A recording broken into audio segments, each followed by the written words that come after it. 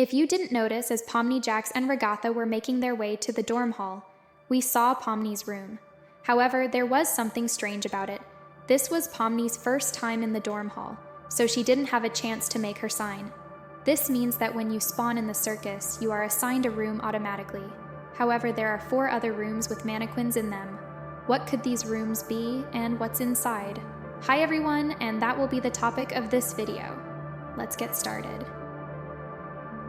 There are 3 possible explanations for these rooms. The first is the most widely held belief, which holds that these rooms serve as placeholders until a new circus member appears. This is demonstrated by what we can see with Pomni. However, I may be able to refute this theory. The second possibility is that these rooms are real spaces for important mannequins, and I'll explain the difference between important and unimportant. Mannequins are later, and the third is that they are essentially enormous closets filled with enucid mannequins that will eventually need for any scene that he wants to create. For instance, when he went to dinner with Bubble, he had a number of mannequins surrounding him, all acting lifelike, to prevent him and Bubble from being alone.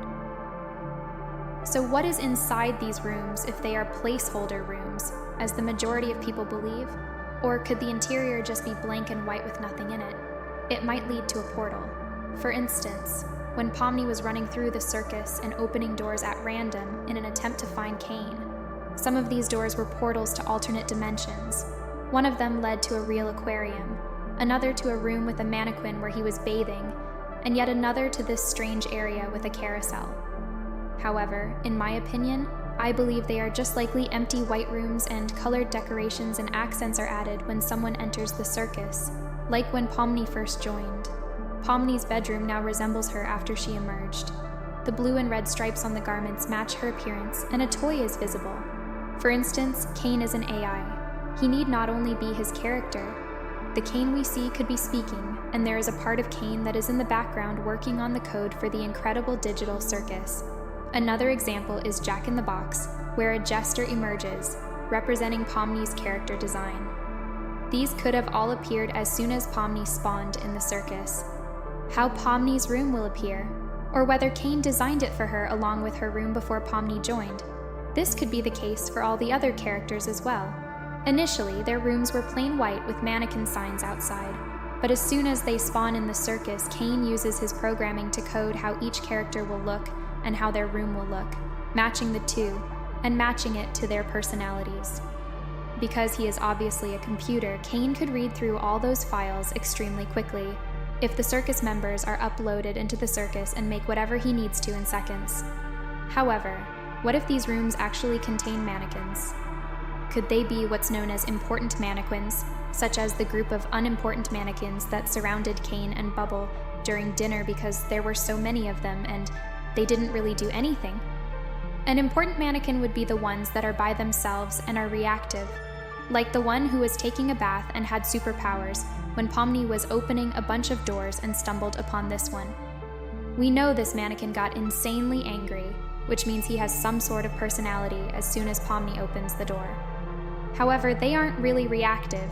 You can just see that they're doing NPC-type movements where they pretend to eat, but they're not really eating. We watch the mannequin turn his head and stare at Pomni for a short while. Since he was bathing and Pomni was staring at him, it is obvious that he will become irate when Pomni doesn't shut the door right away. He sent an enraged theater mask yelling at her, and Pomni obviously shut the door and nothing more happened. If these important mannequins are actually real, and resemble circus performers, but are speechless or uniform in appearance, what would the interior of these mannequin rooms look like? Would it be designed to resemble the character's room, meaning that it would be beige in color and have some mannequin-related furniture in it? For instance, there might be several wardrobes for clothing because mannequins are used to display clothing, or there might be a number of mirrors because mannequins are used in closed stores. Alternatively, since the mannequins are more like non-player characters, would it just be a blank, empty room? Given that the mannequins are more like non-player characters, what if they could just turn off when they enter their rooms? For instance, what if the Glow Queen are actually just mannequin that have been altered in size and appearance? The mannequins could simply be the NPCs that are used in each adventure, and are created uniquely each time by Kane or Bubble. But this may not be the case given the mannequin we saw in the bathroom. The mannequins surrounding Kane make sense because Kane would be turning them on and giving them lifelike movements, and he could store them when he isn't using them. In the closet, but the bathroom mannequin doesn't seem to have a real purpose or a reason to be there at all, if he's not around a Kane or serving some other purpose. Additionally, since he's in a bathtub by himself and the game is about bathing, it's possible that the mannequins do have minds of their own but are just extremely foolish or incapable of communicating, which brings us back to my important versus unimportant mannequin theories. I'm going to go with my guess that these mannequins are really just NPCs and that the mannequin signs on the dorm hall doors don't have anything to do with the actual mannequins. Although the important mannequins do look the same, they have personalities to them and can perform different things throughout the circus.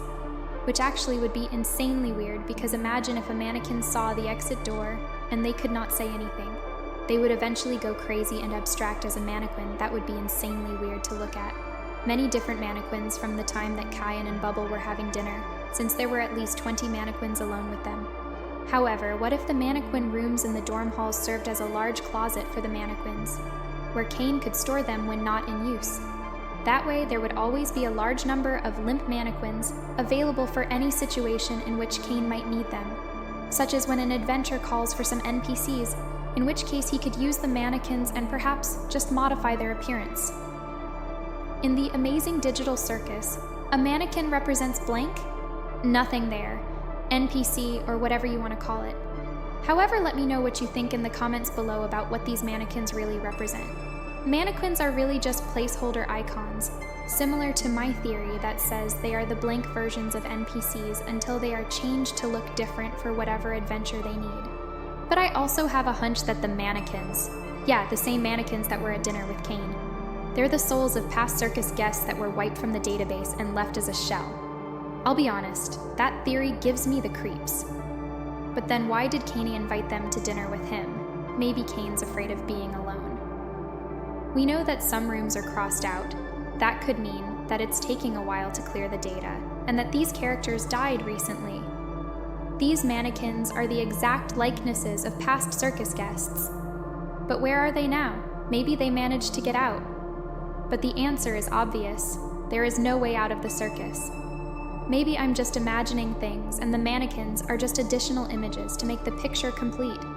But they're driven by something. But I have another suggestion. Places in the circus may be limited, and mannequins are the very places that are not taken.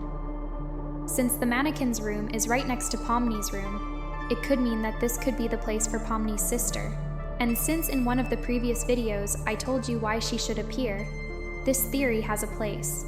I hope you're not confused by all of this, but we have to make sense of every moment of this amazing circus. Let me know in the comments if you're also confused by these mannequins. They were really creepy in the scene with Sane. Hope you enjoyed this video. So put your likes, write your comments, subscribe to my channel.